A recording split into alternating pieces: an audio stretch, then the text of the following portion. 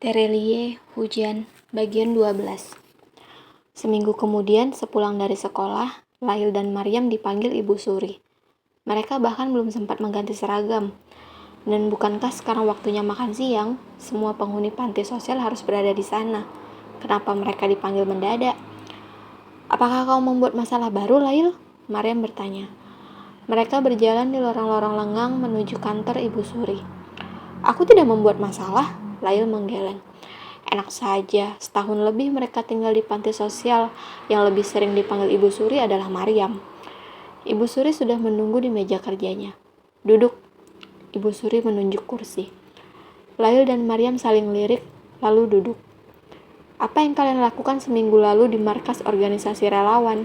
Ibu Suri bertanya dengan intonasi dingin. Kami mengikuti tes. Lail yang menjawab. Bukankah Maryam memegang surat pengantar? Apa salahnya? Atau jangan-jangan Maryam memalsukan surat itu? Iya, aku tahu kalian ikut tes. Maryam bahkan memohon kepadaku memberikan surat pengantar dari panti. Dia bersedia menyikat toilet seluruh lantai demi surat itu. Ibu Suri menatap tajam Lail. Pertanyaanku adalah, apa yang kalian lakukan di sana saat ujian? Lail dan Maryam saling tatap. Mereka tidak melakukan apapun, hanya tes normal. Apakah itu sebuah kesalahan? Melanggar peraturan panti? 1 menit yang menegangkan, menebak-nebak, Ibu Suri tiba-tiba tersenyum. Lail bingung, kenapa pengawas panti tersenyum pada mereka? Setahun tinggal di panti, Lail tidak pernah melihat Ibu Suri tersenyum. Kalian sungguh membuatku bangga. Sejak organisasi relawan didirikan, jarang sekali anak-anak usia di bawah 18 tahun lulus seleksi. Lail dan Maryam semakin tidak mengerti. Kalian lulus, Ibu Suri terkekeh, membuat tubuh besarnya bergerak-gerak. Organisasi relawan telah mengirimkan hasilnya beberapa menit lalu. Astaga, 2 penghuni paling susah diatur di panti ini lulus seleksi itu. Aku tidak pernah berani membayangkannya, bahkan dalam mimpi. Selamat Lail, Maryam. Lail seolah tidak percaya mendengar kalimat Ibu Suri. Maryam di sebelahnya sudah berseru girang. Memeluknya membuat mereka berdua hampir jatuh dari kursi. Kabar lulusnya Lail dan Maryam menyebar ke bangunan panti. Teman-teman mereka bergantian mendatangi kamar mengucapkan selamat, ikut senang. Esok harinya, mereka berdua menghadap kembali ke petugas seleksi. Petugas memberikan selembar kertas berisi jadwal pelatihan. Mereka belum resmi menjadi relawan, masih harus melewati berbagai pelatihan dasar yang setiap jenisnya memakan waktu 2 hingga 3 bulan. Mulai dari menghadapi situasi bencana, pertolongan pertama, hingga proses pemulihan. Mulai dari pelatihan penyelamatan SAR atau Search and Rescue, psikososial, pengembangan komunitas, hingga dasar-dasar medis. Mereka baru mengikuti pelatihan dasar, belum tingkat lanjutan. Favorit Maryam adalah pelatihan fisik yang dilatih langsung oleh marinir. Jadwal Lail dan Maryam berubah. Setelah pulang sekolah, mereka langsung menuju markas organisasi relawan. Mengikuti pelatihan, baru pulang hampir pukul 6 sore. Tidak setiap hari, hanya 3 hari selama seminggu. Sisanya Ibu Suri memberikan waktu bebas. 1 tahun berlalu tanpa terasa. Kesibukan di organisasi relawan bisa mengusir banyak pikiran dari kepala Lail. Kenangan atas bencana gunung meletus, ayahnya, ibunya, termasuk esok yang sudah tinggal di ibu kota. Usia Lail sudah menginjak 16 tahun. Latihan fisik yang berat oleh marinir membuat tubuhnya berkembang cepat. Dia sudah bertambah tinggi 5 cm. Juga Maryam, tubuhnya yang dulu kurus menjadi lebih berisi. Rambut keribo mengembangnya dipangkas pendek agar tidak mengganggu. Wajahnya yang berjerawat menjadi lebih bersih. Ayo Lail, Maryam berdiri sebelah Lail, napasnya tersengal. Hujan turun deras di sekitar mereka, malam gelap gulita. Hamparan lapangan tanah liat berubah menjadi kubangan lumpur. Mereka susah bergerak. Lail sudah 2 kali terjatuh. Maryam mengulurkan tangan. Kita baru separuh jalan, Lail. Maryam memberi semangat. Ransel besar yang berisi peralatan medis dan obat-obatan terpasang mantap di punggung Maryam. Pakaian relawannya kotor oleh tanah liat. Lail mengangguk, menggenggam tangan Maryam, bangkit berdiri. Mereka tidak boleh terhenti. Penduduk membutuhkan bantuan pertama. Hanya mereka berdua yang berada di garis terdepan. Lail dan Maryam kembali berjalan bersisian, menerobos kubangan lumpur setinggi betis. Semakin jauh mereka maju, semakin dalam kubangan itu. Kita tidak bisa melewatinya, Maryam, Lail berseru, berusaha mengalahkan suara hujan menatap ke depan. Perkampungan penduduk yang mereka tuju masih jauh. Kubangan sudah setinggi pinggang. Hujan deras terus mengepung. Petir menyambar membuat terang gelapnya malam. Udara malam dingin menusuk tulang, 8 derajat Celcius. Dan mereka terendam di kubangan, membuat badan membiru. Kita harus memikirkan cara lain untuk tiba di sana. Tidak ada cara lain, Lail, hanya lewat kubangan ini, Maryam menggeleng. Bagaimana dengan peralatan medis dan obat-obatannya? Rusak jika terendam lumpur. Maryam meloloskan ranselnya, lantas meletakkannya di atas kepala. Maju, Lail, hanya kita harapan penduduk. Maryam dengan gagah menerobos kubangan lumpur. Lail mengeluh, tidak percaya melihat teman baiknya mengambil keputusan gila itu. Bagaimana kalau mereka malah terjebak di kubangan, tidak bisa bergerak? Baiklah, Lail meloloskan ransel beratnya, meletakkannya di atas kepala, ikut maju. 10 meter maju, kubangan lumpur sudah setinggi dada. Maryam menggigit bibirnya, dengan tekad kokoh dia terus maju. Di belakang, gerakan Lail lebih lambat. Kakinya sudah berat dilangkahkan. Tinggal 10 meter lagi kubangan lumpur itu. Maryam berteriak, memaksa sisa-sisa tenaganya. Kubangan sudah mencapai pundaknya. Tangannya terancung tinggi, menopang ransel. Diiringi teriakan kencangnya, Maryam berhasil melewati kubangan lumpur. Bergegas meletakkan ransel di rerumputan. Memastikan ransel itu aman, kemudian kembali menolong Lail yang sudah tidak bisa maju. Ayo Lail, sedikit lagi. Maryam menarik teman baiknya. Lail mengangguk. Dengan bantuan Maryam, dia bisa kembali maju. 15 menit, akhirnya mereka tiba di rerumputan. Lail meletakkan ransel, terduduk kelelahan. Mereka saling tatap, tertawa. Mereka berhasil melewati kubangan lumpur. Perkampungan penduduk sudah dekat. Mereka bisa mengantar peralatan medis dan obat-obatan di lokasi bencana. Suara tepuk tangan terdengar. Puluhan relawan lain mendekati lokasi simulasi. Bravo! Salah satu relawan senior yang memegang pengeras suara berseru. Kalian berhasil mencatat rekor baru. Tidak ada yang bisa melewati kubangan lumpur di bawah 45 menit. Selang air besar menyemprot tubuh Lail dan Maryam yang kotor, membersihkan lumpur. Mereka berdua bergegas berdiri tertawa. Selama 3 hari, Lail dan Maryam mengikuti ujian akhir pelatihan dasar bersama puluhan kandidat relawan lain. Malam ini adalah tes paling sulit. Mereka harus membawa tas ransel melewati berbagai rintangan hingga tiba di perkampungan penduduk. Mulai dari berlari, naik turun tanjakan sejauh 10 km, melewati reruntuhan bangunan, merayap di seutas tali, mendaki bukit terjal, dan terakhir kubangan lumpur sepanjang 50 meter. Itu hanya kubangan buatan. Hujan juga berasal dari hidran raksasa dan petir dari nyala lampu. Tapi dinginnya malam dan kesulitan yang muncul bukan artifisial. Ujian itu dilakukan di lapangan luas pinggir kota, yang disulap menjadi medan latihan organisasi relawan. Mereka lulus. Kalian selalu membuatku terkejut. Petugas yang dulu menyeleksi Lail dan Maryam memberikan selamat. Menyalami mereka berdua, juga relawan senior lain. Baik, semua relawan bisa kembali ke tenda masing-masing membersihkan diri. Kita berkumpul di ruang komando 1 jam lagi. Jadwal makan malam. Menyenangkan bukan? Maryam menyikut lengan Lail. Mereka berjalan ke tenda mereka.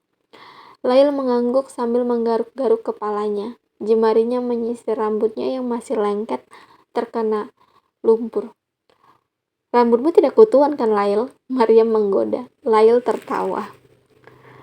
Ruang komando ramai oleh percakapan. Relawan makan sambil bercakap-cakap akrab. Ini malam terakhir serangkaian ujian. Semua wajah terlihat riang. Mereka saling bergurau. Besok, relawan yang lulus akan menerima PIN dan menjadi anggota tetap organisasi. Selepas makan, jadwal bebas. Beberapa relawan kembali ke tenda untuk istirahat lebih awal. Sebagian lagi menghabiskan segelas coklat panas di ruang komando. Maryam, Lail, dan beberapa relawan senior masih di sana, meneruskan percakapan. Sebuah televisi besar menyiarkan berita di dekat mereka. Berapa lama lagi sisa libur panjang sekolah kalian? Masih 2 minggu lagi, Lail yang menjawab. Jika kalian bersedia, setelah menerima PIN besok pagi, kalian akan ditugaskan segera di sektor 3 selama libur panjang. Itu akan menjadi pengalaman nyata. Lail dan Maryam mengangguk serempak. Sudah setahun mereka mengikuti latihan relawan. Tawaran untuk pergi ke lokasi bencana sudah mereka tunggu-tunggu. Pertama kali melihat kalian di latihan fisik, aku awalnya mengira kalian akan mundur setelah 3 hari. Kapok, minta pulang, salah satu relawan senior menceletuk, membuat yang lain tertawa. Dan kamu, Maryam, dengan rambut kribo mengembang itu, aku pikir ini anak kecil dari planet mana? Kenapa datang ke lapangan latihan mengenakan helm besar? Maryam ikut tertawa. Lail tidak terlalu memperhatikan percakapan lagi. Dia memperhatikan layar televisi. Breaking news. Lail mengenali pembawa acara yang terlihat di layar kaca. Juga mengenali narasumber acara itu. Dia seperti melihat bayangan masa lalu. Pemirsa, konversi tingkat tinggi mengenai perubahan iklim baru saja mengalami deadlock. Delegasi dari negara-negara subtropis memilih meninggalkan ruang konferensi. Mereka tetap pada rencana awal, melakukan intervensi pada lapisan stratosfer yang ditentang mati-matian oleh negara-negara tropis. Di studio bersama kami telah hadir narasumber untuk membahas informasi terkini dunia. Bagaimana menurut Anda, Prof? 3 tahun lalu, di kapsul kereta bawah tanah, di layar televisi kapsul kereta, Lail juga menonton breaking news. Penduduk ke-10 miliar telah lahir. Pembawa acara yang sama, narasumber yang sama. Mereka berdua ternyata selamat dari bencana. Dan sekarang, malam ini, mengisi dialog tentang deadlock KTT perubahan iklim dunia. Saya sudah menduganya, bahkan sejak KTT omong kosong ini dimulai. Narasumber yang mengenakan jas rapi menjawab dengan intonasi tidak peduli. Negara-negara subtropis sudah 3 tahun mengalami musim dingin ekstrim. Suhu di tempat kita hanya berkisar 8 hingga 10 derajat Celcius. Itu masih terhitung hangat.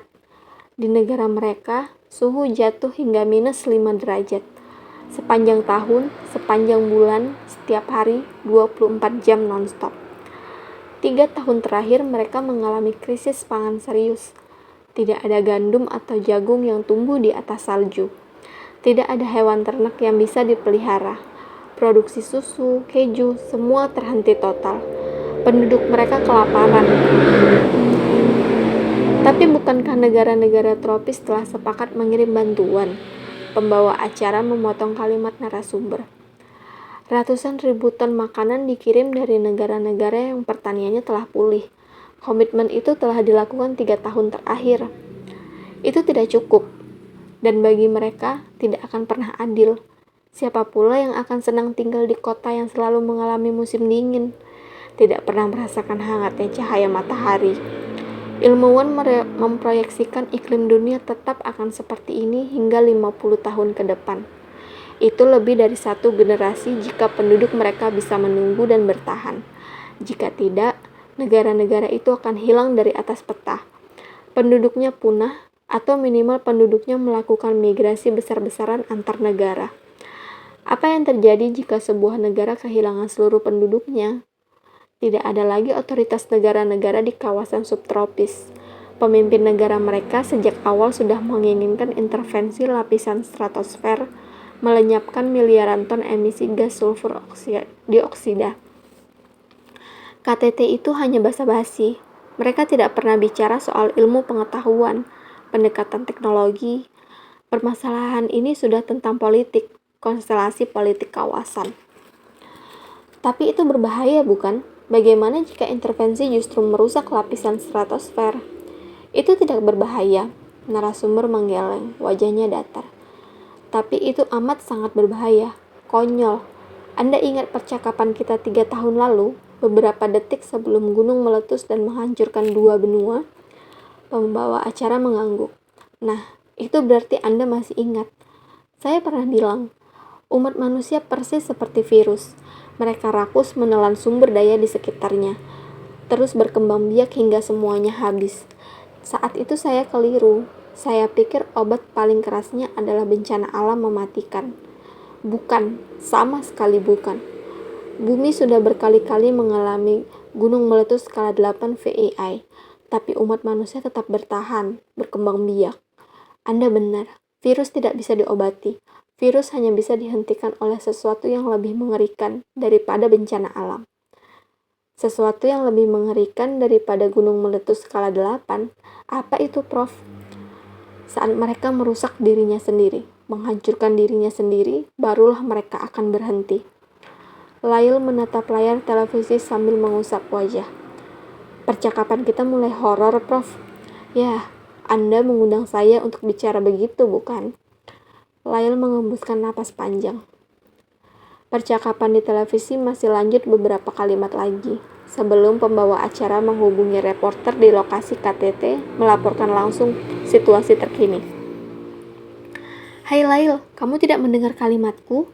Maryam di sebelah memanggil. Iya, ada apa? Lail menoleh. Benar kan? Dia selalu melamun sendirian di tengah keramaian. Maryam tertawa. Aku sekamar dengan Lail di panti sosial lebih dari setahun. Dia seringkali melamun.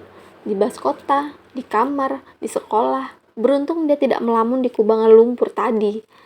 Relawan yang ada di ruang komando tertawa.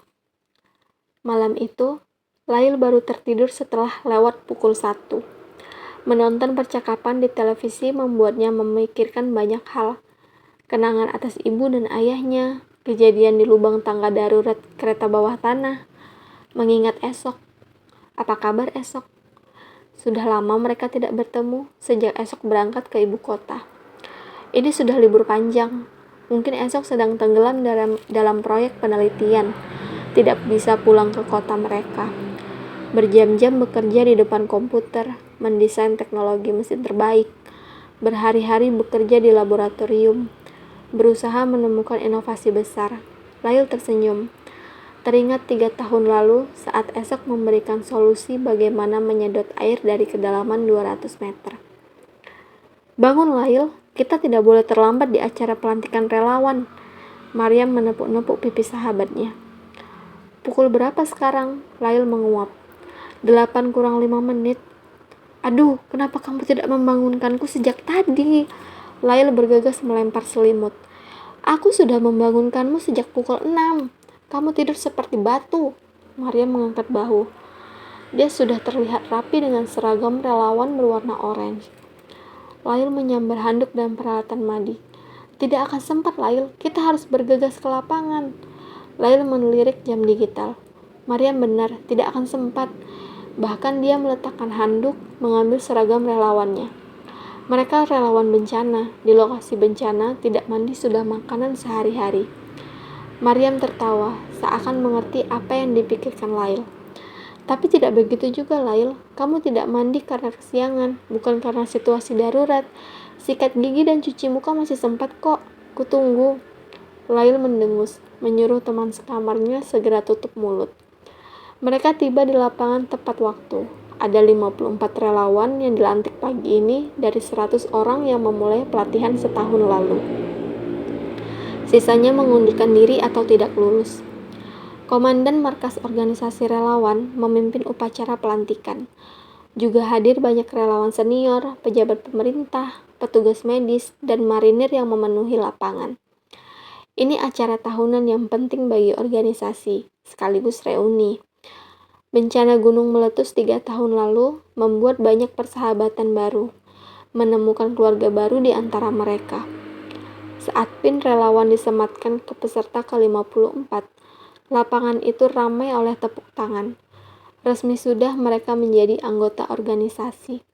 Acara telah selesai, dilanjutkan ramah tamah. Maryam berseru-seru nyaring juga relawan baru lainnya.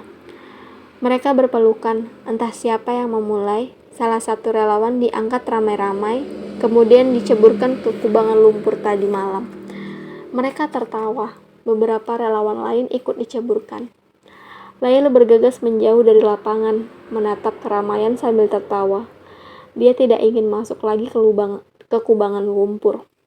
Dia memilih berteduh di bawah salah satu pohon, melepas pin di seragamnya, menatapnya lebih dekat. Pin sekecil ini susah sekali dia peroleh.